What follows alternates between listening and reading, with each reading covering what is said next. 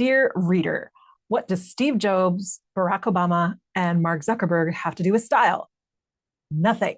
But they sure have mastered it by way of eliminating the mental load, cutting down on decision fatigue, and reducing static, the noise of 1,000 critical voices, or perhaps just one loud one. They've taken all the hassle out of the morning clothing choices because they've built a closet that works for them. And my clients want that too. I've had at least two of them say they wanted a Steve Jobs uniform when they walked through the door, including Amanda. Amanda and I were out shopping last week, and she said, "Do you remember when I came to you instead? I wanted this and said I wanted the Steve Jobs wardrobe, not the boring part, but to be able to reach into my closet, pull out two or three things, put them on, walk out, and never think about my clothes again all day and feel happy with my choices." I have to confess, I had not remembered that. But she went on to say, "Well, now I have it." She didn't say she looked good, though she does. She didn't say she felt confident, though she does. She said that the friction was gone. And that's huge because the real cost of a wardrobe that doesn't work is never about the minutes. It's the mental load. It's the remembering, it's the tracking, it's the deciding.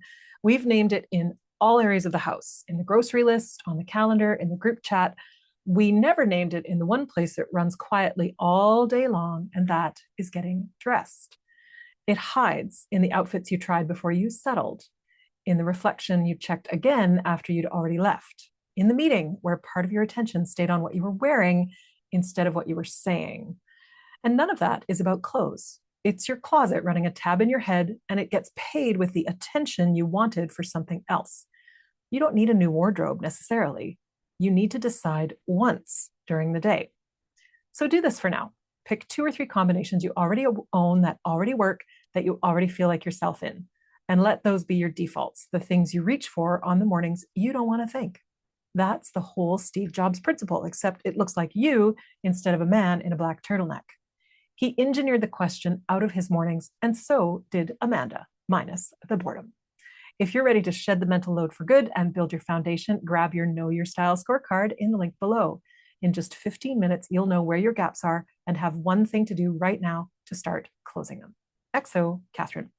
P.S. If you already know you want to shed the load and you want to skip the assessment, you can also join my waitlist here for my free webinar that will show you exactly what you need to be your own stylist for life. And when we get to 100 on the waitlist, I'll run it. So share with your friends and let's see if we can get 100 on the list in 2 weeks.